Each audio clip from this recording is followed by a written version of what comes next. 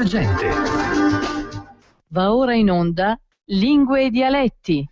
Amiche e amici, buongiorno, ben ritrovati. Questo è Lingue e Dialetti, trasmissione antagonista dello sradicamento della globalizzazione culturale. Un saluto da Giovanni Polli, che vi saluta anche con il suo bundin la sua lingua, e anche per chi ci sta guardando, seguendo via Hangout di YouTube, però non sono da solo, c'è anche una gentile fanciulla che ritorna qua dopo il successo. Grazie dell'invito. Ma ci mancherebbe, dopo il successo di Sanremo Vero, no? Tu eri qua? Bellissima esperienza. È stata una serata di Bellissima. quelle che ricorderemo, no? Sì, 6 ore storica. 6 ore di musica dal vivo, con ospiti, è stata una bella cosa. Grandi artisti. E tu, Fulvia Consuelo, eri qui perché hai avuto un'idea, no? Hai avuto un'idea, tu canti professionalmente, quindi tra l'altro stai per partire anche per una tournée, no? Diciamo tranquillamente, una tournée all'estero, e hai appena realizzato un disco, poi approfondiremo il discorso, e hai avuto un'idea. Perché, visto che io faccio i successi, scrivo, perché tu componi anche, sì, no? Canto i successi internazionali, compongo, non fare qualche cosa anche nella mia lingua, che sarebbe il milanese, no? Esatto, perché tanto spesso ci dimentichiamo delle nostre origini, no? Sembra una cosa un po' retorica, però no, ci priviamo di qualcosa che alla fine ci dà la nostra connotazione, che è fondamentale, soprattutto oggi, in un mondo dove insomma si cerca di omologare un po' tutto, di appiattire, di uniformare, no? Quindi mano a mano diciamo che questa cosa inizialmente non è partita da me, devo essere onesta. Sì. C'è stata una sfida a casa mia mamma, siccome io cantavo, tuttora canto sempre in inglese, tendenzialmente, qualcosa in italiano così, un po' mi prendevano in giro, un po' mi hanno sfidato, ma perché non canti nella tua lingua, no? Nella tua, insomma, in milanese? E inizialmente chiaramente non ero molto, ma anche perché non ne avevo le capacità. Beh, santo cielo, chi canta in una lingua può cantare anche in un'altra, sì, no? però diciamo pronti via non era una cosa proprio fattibile, Sì, no? E quindi ho detto vabbè, insomma, siccome io amo le sfide comunque ho detto va bene, accetto. E quindi ci siamo dati da fare, ho ricevuto aiuto da mia mamma che mi ha aiutato per il test e tutto quanto, perché all'epoca comunque il milanese non era arrugginito, diciamo, però scusami, tu parli milanese, sei in grado, no, allora lo capisco. Sì. Adesso sto cercando anche di parlarlo, perché comunque è il mio obiettivo. Io non vorrei, diciamo, morire non sapendo il milanese, anche comunque è una tradizione. Immagino che tu appartieni a quella generazione i cui genitori, la tua mamma che era qua tra l'altro l'altra sera tra gli ospiti, i tuoi genitori pensavano che insegnare la lingua locale ai bambini sarebbe stato negativo, una cosa brutta, no? No, mia mamma, devo dire la verità, mia mamma non parlava, nel senso che non è che ci fossero questi grandi discorsi in meneghino, in milanese, sì, anche perché mio papà non lo parlava tanto, lui era di Brescia, quindi secondo me è anche un po' questo che oggi nelle famiglie, no? Sì, perché le coppie magari non sono originarie dello stesso posto, quindi uno vorrebbe anche parlare, ma con chi parla se poi dall'altra parte diciamo c'è poca comprensione, no? Mio padre sì lo parlava milanese, ma non tantissimo, per cui un po' era quello, però mia mamma tendenzialmente ha sempre cercato di indirizzarmi alle lingue, no? Un po' mi parlava qualche frase qua là in milanese, qualche frase miei nonni erano delle Puglie, quindi in pugliese, e forse anche per quello che ho avuto questa tendenza ad aprirmi alle lingue, per l'inglese, francese, greco, tutte queste lingue qui, ho sempre avuto la curiosità e la... ma vedi, tu stai dicendo delle cose che poi noi in teoria continuiamo a spiegare tutti i giorni, no? Tu che mi ascolti sì, che infatti, tutto torna. Tutto torna, no? Quindi quando si ha la predisposizione alla diversità linguistica che viene dall'infanzia, chiaramente, oltre al fatto poi anche dei vantaggi biologici se c'è veramente il bilinguismo, ma indipendentemente da questo, se c'è il concetto della pluralità di lingue sin dalla prima infanzia, è anche più facile ed è più normale aprirsi alle altre, quindi imparare le lingue che poi vengono considerate quelle importanti, no? L'inglese, il francese, il tedesco, eccetera. No? Ecco, quelle più importanti. Però, attenzione, la lingua della propria identità, della propria casa, è importante pure quella. No? Certo, è importante. E quindi ti sei buttata. Mi sono buttata. E questa canzone, quello che faremo ascoltare, la Blues Omenada, sì, è stata l'ho scritta 10 anni fa. Quindi non è una... L'ho scritta 10 anni fa, avevo fatto un primo arrangiamento con sonorità non proprio come quelle di adesso, era più su chitarra elettrica, sì, così. un po' più, diciamo, Un po' più tosta. basic, sì. Ecco.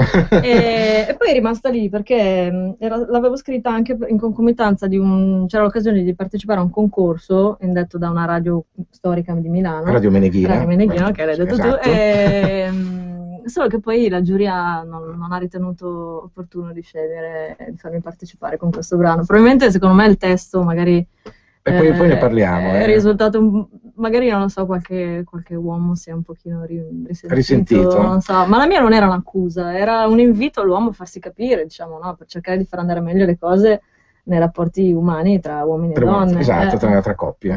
È poi sempre un po' delicato, no? Perché poi se uno va anche nell'ambiente dove si parla il milanese non sempre si è molto moderni, purtroppo, no? Per cui c'è anche un po' più sul classico, un po' più sulla... Senti, facciamo una cosa, ascoltiamo questa blues omenada, poi ne parliamo, avremo anche magari degli ascoltatrici e ascoltatori che vorranno parlare con te e continueremo poi anche con il parlato e con altra musica perché ne avrai delle altre.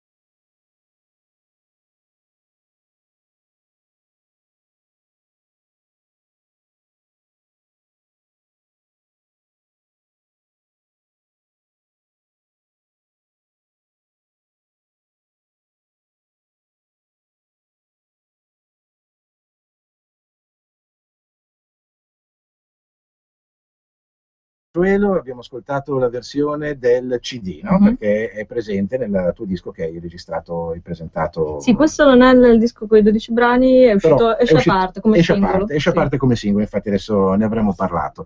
Allora, un bel blues, quindi una musica che tradizionalmente non ha niente a che vedere con le canzoni milanesi, No. Assolutamente, e questo è bello, perché questo testimonia che ci si deve aprire, guardare oltre, contaminare, però il testo è bello milanese, no? Beh, sì. Lo racconti, prima l'hai solo accennato, racconta qualche cosa di più per i non milanesofoni, così vediamo di capire anche un po' qual è il tuo mood. Il mood è di una che si fa tante domande e dice: ma perché io non riesco a capire esattamente la psicologia maschile?